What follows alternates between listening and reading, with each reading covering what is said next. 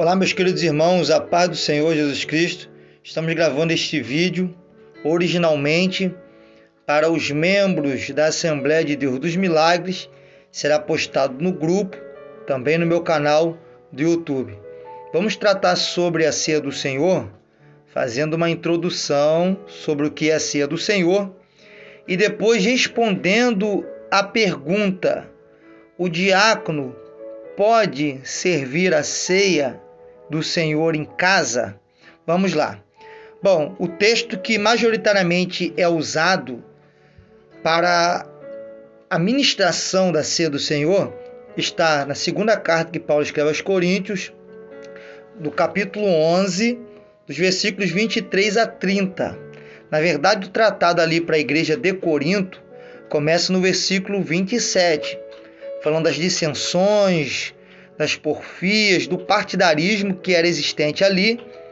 Porém, a parte cerimonial, que nós acreditamos ser universal, se dá a partir do versículo 23, onde o apóstolo Paulo lhe disse que recebe uma revelação do Senhor. O que eu recebi do Senhor também vos ensinei. É por isso, e tão somente por isso, que nós principiamos a leitura no versículo 23. Definição: a ceia do Senhor foi instruída por nosso Senhor Jesus Cristo em memória de sua morte na cruz, na noite em que foi traído, bem como em memória da sua própria pessoa, o que ele foi e é para nós cristãos. Então, a ceia do Senhor trata primordialmente de uma memória, da memória do sacrifício de Cristo. Nós chamamos de sacrifício vicário, que é um sacrifício substitutivo. Trocando por miúdos, ele morreu em nosso lugar. Então, todas as vezes que nós nos reunimos em ceia do Senhor, o que popularmente, de forma errônea, é chamado de Santa Ceia do Senhor, mas biblicamente é chamado de Ceia do Senhor, nós estamos trazendo à memória o sacrifício de Cristo em nosso lugar. É uma morte substitutiva. Nós vamos pegar em muitos livros como morte vicária essa definição, tá? Então, a princípio é uma memória. Aspectos dessa ordenança. É importante frisar que para nós cristãos, a ceia não é um sacramento. O que é um sacramento? Na Igreja Católica, existem os sacramentos, né? A hóstia, a Eucaristia, que é a hóstia e o cálice, só o padre bebendo do cálice, e o corpo de membros provando da hóstia, que é uma espécie de pão. Para a Igreja Católica, a ceia é um sacramento, ou seja, ela ajuda na consecução da salvação.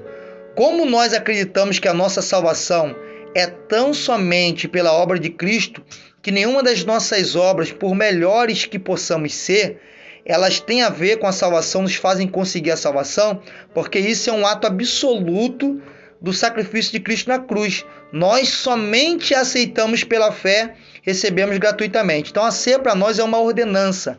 Nós estamos cumprindo uma ordem, uma ordenança, e não um sacramento. Não nos ajuda a ter a salvação, mas é um ato que pratica aquele que é salvo em Cristo.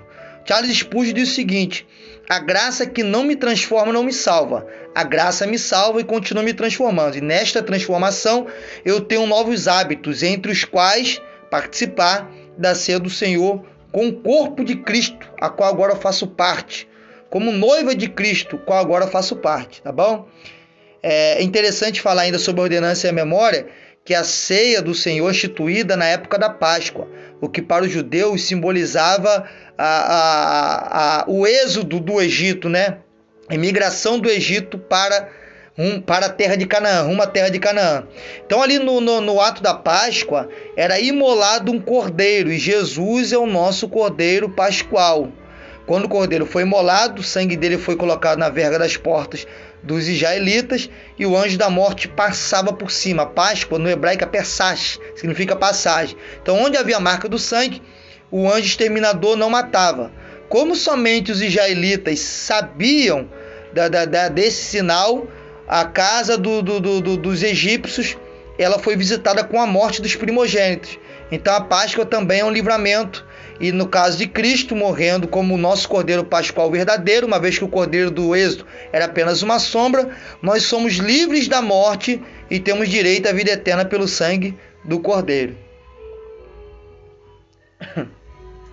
Comemoração. Quando nós nos reunimos na ceia do Senhor, nós estamos comemorando. Fazer isto em memória de mim. Cada vez que um grupo de cristãos se congrega para celebrar a ceia do Senhor, está comemorando de um modo especial a morte expiatória de Cristo, que os libertou dos pecados. Então a ceia do Senhor deve ser praticada em congregação, em grupo, em conjunto, salvo as exceções de pessoas doentes, inaptas para deslocarem-se para o lugar da reunião. Para estas pessoas, que até o tema da discussão, nós enviamos obreiros ou ministros para ministrar a ceia. E aqui está a tônica da discussão. Vamos lá. Somente um presbítero pode ministrar a ceia do Senhor. Foi aí a resposta positiva da missionária Raquel e foi a resposta positiva também da pastora Estádio Fabiane, que disseram que sim, pode. Mas se somente um ministro pode ministrar a ceia, como um diácono pode entregar a ceia àqueles que não conseguem sair das suas casas, dos seus domicílios? A resposta é simples. Quando nós ministramos a ceia, nós oramos consagrando os elementos, fazemos a partilha do pão e apresentamos a Deus o vinho. Então, quando o diácono ele vai servir a ceia para o doente ou para o irmão que não pode se deslocar por algum motivo justo, aqueles elementos já estão consagrados. Ele apenas vai servir e não consagrar. Logo, os diáconos podem sim servir, o que eles não podem consagrar. A mesma coisa é a bênção apostólica. Num dia de falta de pastor, de evangelistas e presbíteros, o diácono ora pelo final do culto, mas não impetra a bênção apostólica. Nós aprendemos isso tudo em cerimônias e liturgias que são disciplinas da teologia avançada. Vamos lá. Instrução. A ceia do Senhor é uma lição objetiva que expõe os dois fundamentos do Evangelho. Número 1, a encarnação.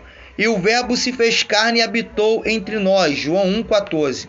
Mais especificamente aqui no grego, é o Verbo tabernaculou entre nós. Cristo montou um tabernáculo e andou no nosso meio, como o tabernáculo era montado no Antigo Testamento, né? Porque o pão de Deus é aquele que desceu dos céus. João 6,33. Este versículo está fazendo alusão ao maná, que descia dos céus para que pudesse sustentar e satisfazer aos israelitas no deserto. Então Jesus é o pão que satisfaz a nossa alma, ele é o maná, é o pão vivo que desceu dos céus. Lição número 2, a expiação. O simbolismo do pão é que o pão deve ser quebrantado na morte, no Calvário, no Monte Calvário, a fim de ser distribuído entre os espiritualmente famintos. João 6, do 48 ao 50. O vinho derramado nos diz que o sangue de Cristo, qual é sua vida, deve ser derramado na morte, a fim de que o seu poder purificador e vivificante possa ser outorgado às pessoas necessitadas, nós. Expiação é cobrir. Na verdade, o sangue de Cristo ele faz mais do que expiar o pecado. Ele cobre, ele tira o pecado, não apenas cobre. Então, vamos entender aqui o quebrantamento do pão. Os ossos de Cristo, segundo a profecia, se eu não estou enganado, de Salmo 34, não poderiam ser quebrados. Havia uma profecia que nenhum dos seus ossos seriam quebrados, porque ele não poderia ser oferecido como sacrifício sufocado. Na época do Império Romano, a cruz os crucificados tinham as pernas quebradas para morrerem mais rápido por sufocamento, a fim de que seus cadáveres pudessem ser retirados. Jesus Cristo ele não morre, ele entrega o seu espírito, então ele morre primeiro que o pecador da direita e o da esquerda. Ele não tem os seus ossos quebrados, mas ele tem o seu lado perfurado com uma lança. Então é o símbolo do pão partido. Ele foi partido por nós, ele foi quebrantado por nós. Então pelo seu quebrantamento nós temos inteireza, temos vida e nós temos saúde também. Recordação. Participar do pão e do vinho da ceia, o ato nos recorda e nos assegura que, pela fé, podemos ter comunhão com Deus através do Espírito Santo. Então nós recordamos este sacrifício, segurança. Este cálice é o Novo Testamento no meu sangue. 1 Coríntios 11, 25. A nova aliança instituída por Jesus é um pacto de sangue. Deus aceitou o sangue de Cristo, carta aos Hebreus 9, do 14 ao 24, portanto, comprometeu-se por causa de Cristo a perdoar e salvar a todos os que vierem a Ele. A nossa parte é tão somente crer na morte expiatória de Cristo, carta aos Romanos 3, do 25 e 26. Qual é a nossa segurança? A liturgia andava em sangue de bodes. Era o Antigo Testamento, a Antiga Aliança. A Nova Aliança tem um sangue derramado uma vez por todas, que é o sangue de Cristo, nos fazendo ter um pacto de nova aliança, ou uma nova aliança com Deus, que é uma aliança eterna. Uma vez aceitando a Jesus Cristo e permanecendo fiel aos seus caminhos, nós estaremos assegurados da salvação que nós recebemos gratuitamente. Temos a segurança porque esta aliança não é firmada em sacrifícios que devem ser repetidos, mas num sacrifício absoluto de uma vez por todas, que nos assegura a salvação. Ou seja, o caminho que nos leva aos céus é um novo e vivo caminho pelo sangue de Cristo, que nos leva aos portais abertos, onde um dia foram trancados para Adão, como a espada de fogo e querubins. Agora está aberto, nós podemos ter acesso ao paraíso, e o caminho que nos leva a este destino é um caminho tracejado pelo sangue de Cristo Jesus. Responsabilidade. Portanto, qualquer que comer este pão ou beber este cálice do Senhor indignamente, será culpado do corpo e do sangue do Senhor. 1 Coríntios 11, do 27 ao 34. Ser digno não quer dizer que não temos pecado, mas que somos honestos nas nossas ações, com o coração reto diante do Deus, apreciando o significado dos elementos e nos aproximando em atitude solene, meditativa e reverente. Qual é a nossa responsabilidade? É nos examinar. Só Deus pode nos julgar, o texto mostra isso, mas nós nos examinamos, não como pessoa apenas, mas como igreja, porque ali é um ato em conjunto, é um ato grupal. Eu tenho que examinar minha comunhão com Deus, que é a vertical, e tenho que examinar a minha comunhão com a igreja, a minha congregação, onde eu estou, na horizontal. São essas duas análises, esses dois exames, vertical, minha comunhão com Deus, e horizontal, minha comunhão onde eu congrego, que vão me dar o resultado, a resposta, se eu estou apto ou não. Não são os pecados, porque pecados todos nós cometemos, em maiores ou menores graus. Mas é a minha comunhão, é o meu viver como grupo e é o meu viver com Cristo Jesus como Filho de Deus e automaticamente com o Pai pelo Espírito Santo que vive no nosso meio. Ok? Vai lembrar que a ceia olha para trás, que é a memória, olha para frente, que é anunciar a morte de Cristo até que Ele venha. Então, no presente eu continuo pregando, anunciando, porque a ceia é uma pregação encenada também, na esperança de que no futuro Cristo venha. Então, até Cristo vir, eu sou obrigado, se participo da ceia, a pregar a esperança de que Ele vai voltar para resgatar a sua igreja e a pregar o arrependimento para quem ainda não é da igreja. A ceia também olha para o lado, ela olha para trás como recordação, olha para frente, para o futuro como esperança, olha para o lado em comunhão com os irmãos que são o corpo de Cristo e olha para o outro lado alcançando os perdidos que ainda são criaturas e não foram adotados como filhos para fazerem parte do corpo, tá? A outra pergunta que teve é se o corpo diaconal, quando for servir a ceia em domicílio, em casa, se podem cantar os hinos. Sim, devem fazer a leitura, 1 Coríntios 11, a partir do versículo 23, devem cantar os hinos, né? Os hinos de ceia, que nós sempre cantamos, né?